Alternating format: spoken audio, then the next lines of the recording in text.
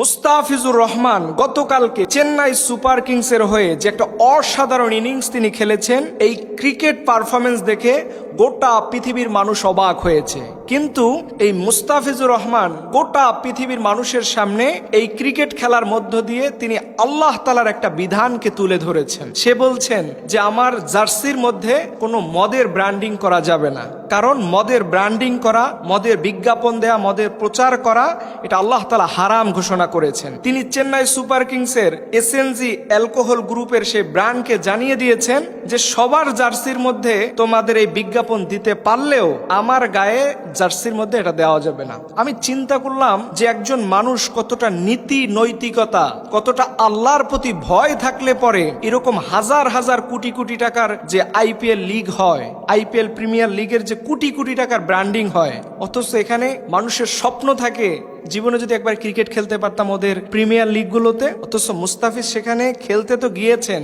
কিন্তু শর্ত দিয়েছেন যে আমার জার্সির মধ্যে এই এসএনজি গ্রুপের কোনো ভারতীয় অ্যালকোহল ব্র্যান্ডিং যেন না করা। আপনি এটাকে সাধারণভাবে দেখতেছেন, কিন্তু আমার কাছে মনে হচ্ছে যে এটা সরাসরি তিনি আল্লাহর কোরআন থেকে শিক্ষা নিয়েছেন। কারণ আল্লাহ তাআলা কোরআনে বলছেন, ইয়া আইয়ুহাল্লাযীনা আমানু ইন্নামাল খামরু ওয়াল মাইসিরু ওয়াল আনসাব, খবরদার তোমরা মদ, জুয়া, লটারি এর ধারে কাছেও যেও না। অথচ উনি ওনার লাইফে, ওনার জায়গা থেকে এই নীতি নৈতিকতা এবং আল্লাহর প্রতি ভয় এবং আল্লাহ যেটাকে নিষেধ করেছেন সেটাকে তিনি তার জায়গা থেকে নিষিদ্ধ করে তিনি সেই গেমের মধ্যে খেলেছেন। আল্লাহ তাআলা তাকে তার চেষ্টার অনুযায়ী তাকে আল্লাহ তাআলা সাফল্য দান করেছেন। কিন্তু এখান থেকে যে মূল মেসেজটা হচ্ছে আমার আজকের বলার, সেটি হচ্ছে এই ক্রিকেট খেলা, আইপিএল বলেন, বিভিন্ন লিগগুলো নিয়ে যে সবচেয়ে মুসলমানদের এখন অধঃপতনের যে বিষয়টা সামনে এসেছে সেটা হচ্ছে ক্রিকেট জুয়া। এই ক্রিকেট জুয়া যে কতটা ভয়ানকভাবে বিশেষ করে বাংলাদেশের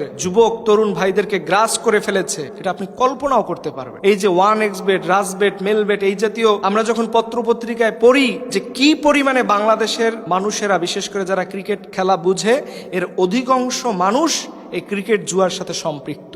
অথচ আল্লাহ তাআলা বলছেন জুয়া হারাম, জুয়ার সাথে কোনো সম্পর্ক নাই। একটা সময় মানুষ গ্রামে টাস খেললে তারে বলতো জুয়ারি, আর এখন মানুষ অনলাইনে খেলে, স্যুট টাই পরা থাকে, মনে হয় যে আল্লাহর ওলি একজন বসে আছে, অথচ সে হারামের সাথে ইনভলভ হয়ে আছে, তার হারামের সাথে তার অ্যাক্টিভিটিস পুরোটা সময় জুড়ে বসে আছে। এর জন্য এই জাতীয় হারাম কাজ যারা করেন, দেখেন আপনি যাদের খেলা দেখতেছেন ওই মানুষটা ওনার জায়গা থেকে উনি সর্বোচ্চ চেষ্টা করতেছে, আর আপনি এখানে সামান্য 1000-2000 টাকার জন্য নিজের ইনকামটাকে তো হারাম করতেছেনই। আপনার ছেলে, আপনার মেয়ে, আপনার মা, আপনার ফ্যামিলির সবাইকে আপনি এখান থেকে খাওয়াচ্ছেন, সবাইয়ের খাওয়ানোর গুনাও আপনার আমলনামায় ঢুকে যাবে। আর জুয়া খেলা এটা হচ্ছে কবিরা গুনাহ। এখন বাংলাদেশের আপনি একটু গভীরভাবে খুঁজে দেখেন, ম্যাক্সিমাম যারা ক্রিকেট খেলা বুঝে এর 10 জনের মধ্যে আপনি অন্তত 4-5 জন পাবেন যারা ক্রিকেট জুয়ার সাথে সম্পৃক্ত। অথচ সে জানে না যে এটা মারাত্মক গুনাহ হচ্ছে, তার আমলগুলো বরবাদ হয়ে যাবে, সে কবিরা গুনাহ করতেছে, সে সরাসরি আল্লাহর সাথে যুদ্ধ ঘোষণা করছে,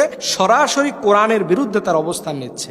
অথচ আজকের এই মানুষগুলোকে কে বুঝাবে? কিন্তু আমি যখন এই মুস্তাফিজ, আমি কিন্তু তার ব্যাপারে যতটুকু জানি যে সে অত বেশি শিক্ষিত না, কিন্তু তার ফ্যামিলি, তার ওয়াইফ, তার পুরো ব্যাকগ্রাউন্ডটা সে এভাবে বলে যে একজন ভালো মানুষ হওয়া দরকার। এই যে দেখেন, এই কথাগুলো কেন বললাম, যে এই যে এসএনজি অ্যালকোহল গ্রুপ ভারতের যে একটা ব্র্যান্ড, তারা অনেক প্লেয়ারদের মধ্যে দিচ্ছে, নাম করা অনেক প্লেয়ার ওই দলের মধ্যে খেলে, তাদের নীতি নৈতিকতার জায়গায় তারা অনড় থাকতে পারে না, তারা টাকার কারণে সব নীতি নৈতিকতা বিসর্জন দিয়ে সেখানে তারা এটার করতেছে, মানুষের কাছে পৌঁছে দিচ্ছে। অথচ মুস্তাফিজের মতো একটা অল্প শিক্ষিত মানুষ, সে এটা বুঝতে পেরেছে যে আমার নীতি নৈতিকতা এবং আমার ধর্ম শিখায় যে এই সকল ব্র্যান্ডিং করা যাবে না। আমি ভাইয়ের জন্য হৃদয় দিয়ে দোয়া করি। আমি পার্সোনালি মাঝে মধ্যে এই বিষয়গুলো কথা বলি, এর কারণ হচ্ছে এটার ফলোয়ার্স, এটার শুভাকাঙ্ক্ষী বা এই জাতীয় খেলা দেখার মানুষ এখন বেশি। এখন এদেরকে যদি আপনি এদের লাইনে ঢুকে না বুঝান, আপনি কখনো বুঝাইতে পারবেন?